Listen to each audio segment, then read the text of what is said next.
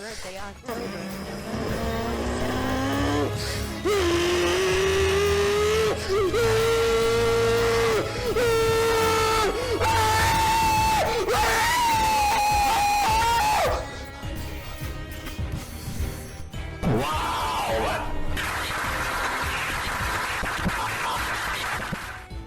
What is going on, guys? Rogue TCG here for another Yu-Gi-Oh! TCG deck profile you all voted for, and I am very happy to be bringing it to you. Here is Predaplant Ragnaraika.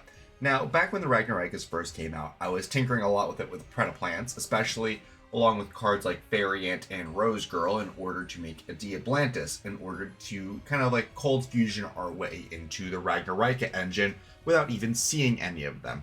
It has been brought to my attention somewhat recently that there's a really cool line for this deck with just one Evil Seed and some free cards to discard.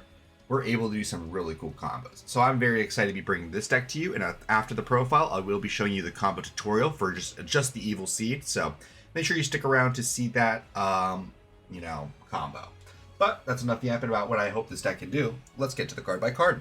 Starting off our list, we'll start with our Predaplants. We are on triple Predaplant Orphis Scorpio. This one's one of our better normals. If this card's normal or special, we can send a monster from our hand to the graveyard to special summon a Predaplant monster from our deck, except for Orphis Scorpio, and that is a hard once per turn on that card. Now, ideally, we're always going to be summoning Predaplant and Darlingtonia Cobra off of this, playing one copy of it. If it's special summoned by the effect of a Predaplant monster, we can add one Polymerization spell card or Fusion spell card from our deck to our hand, but we can only use that effect of Darlingtonia once per duel. A much heavier restriction on that card. We're playing two targets for this card, being Instant Fusion and Ultra Polymerization, which we're using for our main line combo in order to get free link materials. But if we have already opened our Darlingtonia Cobra, or we wanted to do a different line, our Orphis Scorpio can also grab our one copy of Predaplant Clammy Sundew. That's why I'm going to call it Clammy, because I don't want to say Chlamydo Sundew. But we're playing one copy of this. Monsters with Predator counters that we use as fusion materials are treated as dark monsters. During our main phase, we can fusion summon one dark fusion monster from our extra deck using this card on field and monsters from our hand, field, and our opponent's monsters that have Predator counters on them as fusion material. So it's like a super poly if our opponent's monster has Predator counters. We can't really rely on that situation too frequently, but otherwise, this is quite literally just the poly on legs for the archetype. It just fuses, so that's why we are including just one copy of it, because we're able to summon it either off of Orphis Scorpio or off of Ambulo Melodies if we so choose. We're also on two copies of Predaplant Bislip. If this card is sent to the graveyard, we can add a Predaplant monster from our deck to our hand, except for itself. And if a monster with a Predator counter is on the field, we can special summon it from the graveyard, but banish it and it leaves the field, and each effect of that is a once per turn. Now, both of those effects are incredibly important, and we do need both of those effects for our one-card combo. So we are playing two of it, just because we also need one in deck, ideally, for our copy of Predaplanting that we are opting to play in our main deck. This is also a cool card if we want to decide it, if we don't know if we're going first or second, so there's always that in terms of deck construction. We're on one copy of Predaplant Bufolicula and one copy of Triantis. Both of these have varying effects. Bufolicula, while in scale, allows us to fuse, and while Triantis is in scale, it allows our scales to be used as fusion material. Bufolicula, when sent to either extra deck or graveyard, because it was used for a fusion summon, allows us to add a different Dark Pendulum monster from our extra deck back to our hand, except for itself.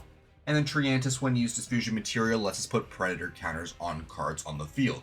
Both of which effects are incredibly important. We both need the Predator counters as well as we need the Triantis back in hand, so we do need to play one and one of these for our one card combo. Otherwise, these are just either free discards, number one, or these are just going to be cards that we do not have to search throughout our combo, enabling us to increase what we're able to do with our combo. We're on the one previously mentioned Instant Fusion in order to just cheat out our Ambulo Melodies, although sometimes it actually isn't optimal to be doing that. And then the one copy of Ultra Polymerization. It's a little bit of an older card, so I am just going to go over it. We have to pay 2,000 life points, fusion summon one fusion monster from our extra deck using two monsters we control as fusion materials. Neither player can activate cards or effects in response to this card's activation. You can banish this card from your graveyard, trigger one fusion monster that was fusion summoned with this card's effect. Special summon all the fusion material used for its fusion summon from your graveyard, but change their attack and defense to 0, and they have their effects negated. Now, notably, there's no restrictions on what we can do with those monsters we summon from the graveyard, so we're pretty much just going to be using them for immediate link material and just going to be climbing with them and performing more cold fusion. So, really incredible card, and this is our primary search target off of Darlingtonia Cobra. We're on one copy of Predaplanting, allowing us to send a Predaplant from our deck to the graveyard for cost in order to put a Predator counter on all monsters on field. Predator counters have the quality where anything with a Predator counter on it is treated as level 1, so it can be a very big hindrance for Synchro decks specifically. But also, if we happen to have a card like Dragos Depelia face up on field, this card reads, negate the activated effects of your opponent's monsters that have Predator counters on them. So, what that means when you're pairing that card with Predaplanting, it turns Predaplanting into a one-sided skill drain, which is nice. We're on triple copies of Ragnaraika Bloom for our Ragnaraika engine. Insect, plants, and reptiles on the field gain 300 attack and defense, and also all other monsters lose 300 attack and defense. During our main phase, we can activate one of the effects, either adding a Ragnaraika monster from our deck to our hand, then pitching a card, or special summoning a Ragnaraika from our hand, graveyard, or banishment in defense position. Now, if we do use this card, we are most ideally going to be using the Reborn effect, just because there's no cost associated with that and just gets us an extra body. But if we do need to be seeing a card like Ragnaraika Evil Seed, we can also fetch it with this card, although it does make it quite a bit more difficult in order to do our one card combo, because we need to have at least 2 monster discards in order to do our combo properly. Speaking of Ragnaraika Evil Seed, we are on triple copies of this because we want to be seeing it as often as possible. We can special summon this card from our hand by sending one insect, plant, or reptile monster from our hand to the graveyard. We can only summon Evil Seed once per turn this way. If this card is normal or special summon, we can add to our hand up to 2 different Ragnaraika cards that are either banished or in our deck, except for Evil Seed, and then we have to banish 1 card from our hand, and then we're locked except for insect, plants, and reptiles for the rest of the turn. Although we are only playing insect, plants, and reptiles, so not a substantial lock in the slightest. We're on 2 copies of Ragnaraika Samurai Beetle. We can special summon this card from our hand by placing one of our banished insect, plants, or reptiles on the bottom of our main deck. We can only special summon it once per turn that way. If this card is sent to the graveyard as material for a Ragnaraika Link, we can target 1 level 4 or lower insect, plant, or reptile in our graveyard except for itself, and special summon it in defense position, and that is a hard once per turn. This card's quite good, again, necessary for our combo, so we are playing 2 copies, because if we open it, we still have the ability to search it throughout the course of our game plan, and it just means we can search something else with it, because we are playing enough Ragnaraikas where we're always going to have viable search targets. We're on 2 copies of Ragnaraka Wicked Butterfly. This one's newer support. We can discard this card from our hand to special summon an insect, plant, or reptile monster from our hand. If this card is banished from the hand or graveyard, we can draw cards during the end phase of this turn equal to the number of different monster types amongst the monsters we control, insect, plant, or reptile. So ideally at the end of the turn, it's going to be giving us a nice little draw 3, a little boost in advantage, because a lot of our cards need us to discard cards, so this card is quite good, at least for recouping lost advantage. It's also good for being able to special summon any insect, plant, or reptile out of our hand, making our combos a lot more fluid and allowing us to, be able to react a little bit more in a beneficial manner when our opponent is interacting with our cards. We can, make our lines a little bit more flexible. We're on 1 copy of Ragnaraika Armored Lizard. We can special summon this card from our hand by banishing an insect, plant, or reptile monster from our graveyard. We can only special summon it once per turn that way. We can pitch an insect, plant, or reptile monster, target a face-up monster our opponent controls, except for an insect, plant, or reptile, and bounce it to their hand. Now, this card is actually quite important in this deck. This deck does not actually have a clean out to problematic floodgate monsters. Cards like, think Winda, for example. This deck does not have a clean answer to that, except for Armored Lizard, which is non-destruction removal of problematic floodgate monsters. It can be normal summoned, but it can also be special summoned, so it's very flexible in that regard, and that is one of the reasons we're playing 1 copy. The other reason is just a level 4 Reptile Dark Extender, which is a little bit important for cards like Reptilian, Kotal, and King of the Feral Imps. Our last Ragnaraka card is an important one. We're on 1 copy of Ragnaraka Hunting Dance. Target cards our opponent controls up to a number of different monster types among the link monsters we control that are insect, plants, or reptiles. Destroy them, and if a face-up insect, plant, or reptile you control destroy battle or card effect while this card's in our graveyard, except the turn it was sent there, we can banish this card, target 1 monster your opponent controls, and destroy it. So its first effect is kind of like a Ritual Beast Steeds-like effect, where you're able to pop up. Primarily, it's going to be 2 cards, although you can get up to 3. Or when it's in the graveyard, except the turn is sent there, if our opponent does something to our cards, we're able to pop one of their cards, which is nice. We're on a small Cyclos the Circular Sprite engine. These cards are really good for making synchros, especially when paired with Evil Seed or our Predaplants. It allows us to make level 8 synchros and then subsequently level 5 synchros. So neat little stuff there. We're on a triple Cyclos the Circular Sprite. If it's normal or special, we can discard a card to add an insect or plant tuner from our deck to our hand, except for itself. If an insect or plant synchro monster is special summoned while this card's in our graveyard, except in the damage step, we can special summon this card but banish it when it leaves the field. That reborn effect is really nice, being able to get a free body back even after we synchro summon our Diablantis, and then we can immediately use that body to just send to the graveyard for a link summon is really nice. Doesn't send it to the graveyard after you bring it back, it gets banished, but you know what I mean. But Cyclos is really important in this deck just because it adds cards like our Variant, the Circular Sorcerer, and Rose Girl to our hand. So Variant reads, if an insect or plant monster is in either graveyard, we can special summon this card from our hand. We only summon Variant, Circular Sorcerer once per turn this way. If this card you control would be used as synchro material for an insect or a plant monster, you can treat it as a non-tuner. So even though these are both tuners, we are able to actually make synchros with them. But one of the more important ones is actually going to be our copy of Rose Girl. Now, Rose Girl reads, if a face-up plant monster you control is sent to the graveyard, except during the damage step, you can special summon this card from your hand. If a plant monster is on the field and this card's in your graveyard, you can add this card to your hand. Now, the reason we're playing Rose Girl and Variant is because you might notice it actually doesn't add up with our Cyclos. Cyclos is a 4, and these are both 3s, so it'll only make a 7. And the 7 for insect, plants, and reptiles is not good. It's like a battle phase extra normal summon guy.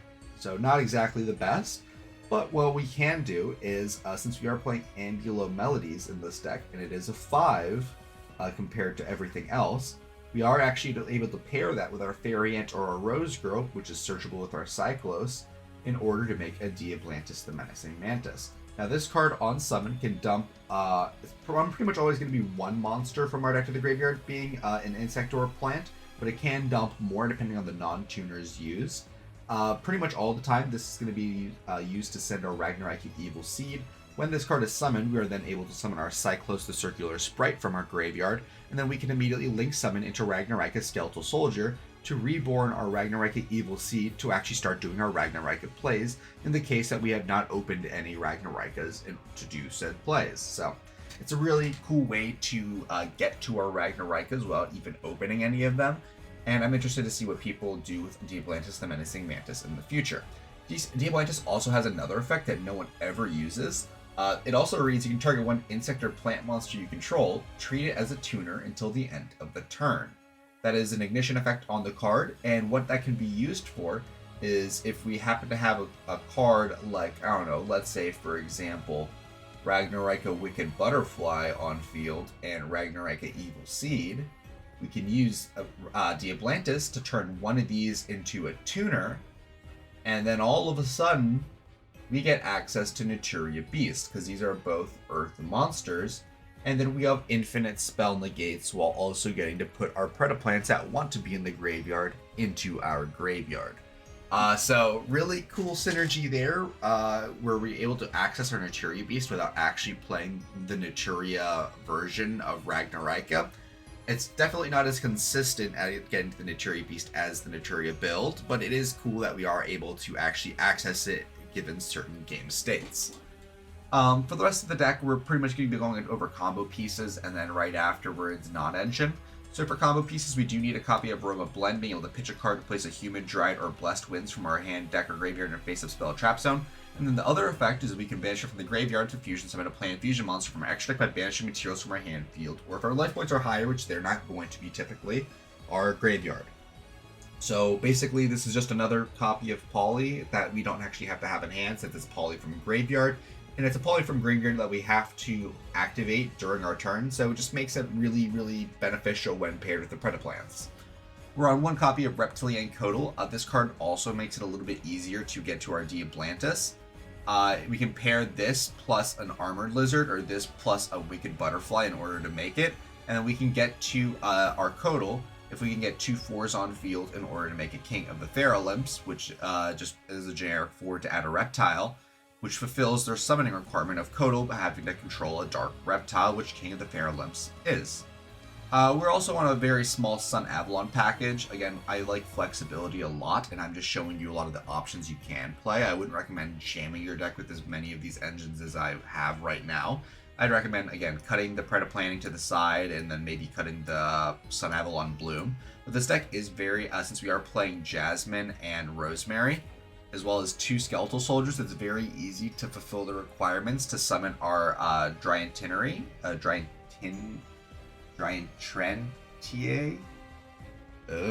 don't know. But it's very easy to summon this and then get Sun Avalon Bloom, which is, again, another skill drain. Give him another skill drain! Yeah!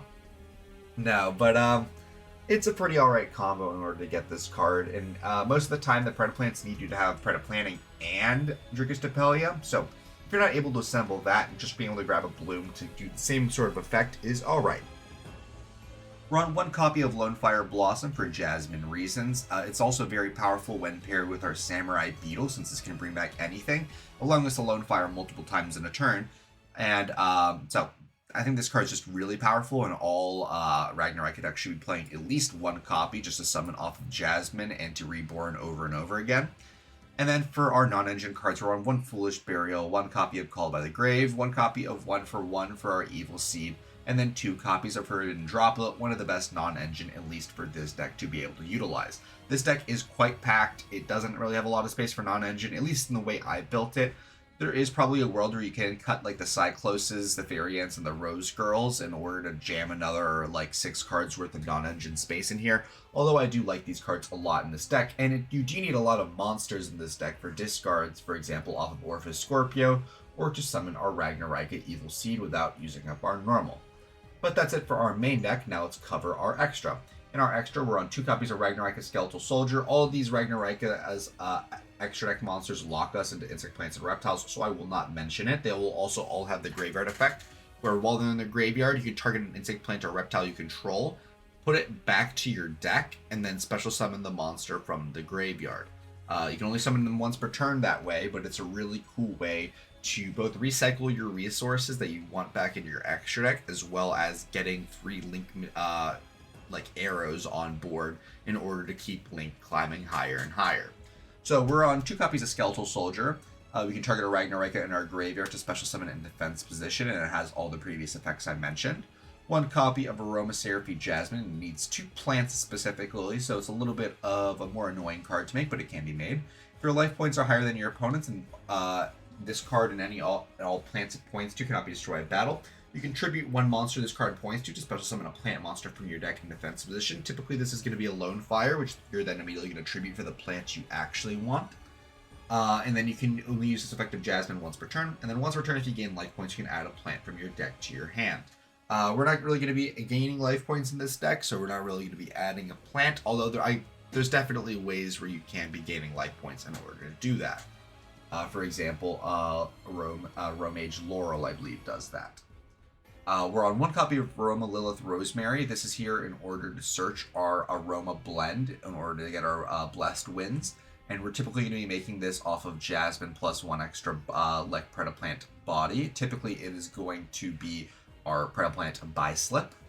We're on 1 copy of Ragnarika Mantis Monk, just able to banish 2 insect, plants, or reptiles from the graveyard in order to add our Hunting Dance from deck to hand. 1 Trap Trick Adipus. This is more of an OTK tool for going second. This Link Summon card is unaffected by trap cards, and it does give our whole Trap Tricks team at least a buff based on normal traps in our graveyard. Typically, if you are going second, we are going to have at least 1 normal trap in our graveyard, being our Hunting Dance, or we can be discarding our traps that we opened in order to actually keep playing, which can turn that attack boost online as well. Another new card, 1 copy of Ragnarika Selene Snapper. This is our way to get rid of back row. It needs 2+ insect, plants, and our reptiles. We can banish up to 2 monsters from our graveyard to target them any spell traps your opponent controls and destroy them. And then it will still have that same Ragnarika effect that all the other ones do. 1 copy of Sun Avalon Giant 10 TA. Hopefully I got that one right. I know this is the second time that this video that I'm trying to pronounce that. If it's Link Summon, we can add a Sun Avalon spell trap from our deck to our hand. It can't be destroyed by your opponent's card effects. It cannot be targeted for attacks, but they can still attack directly.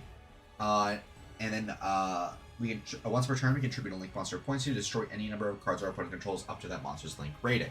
Now that is actually a really interesting effect when we're going second, because we can put really big link material numbers behind it, like Ragnarika Stag Sovereign, the card we're going to be mentioning in just a moment, or even Ragnarika Chain Coils, and then pop 4 on our opponent's field, normal summon something like, I don't know, for example, a Predaplant Bioslip, and then just bring back the card we tributed because they're Ragnarikas and they just work silly like that. They're all silly and goofy.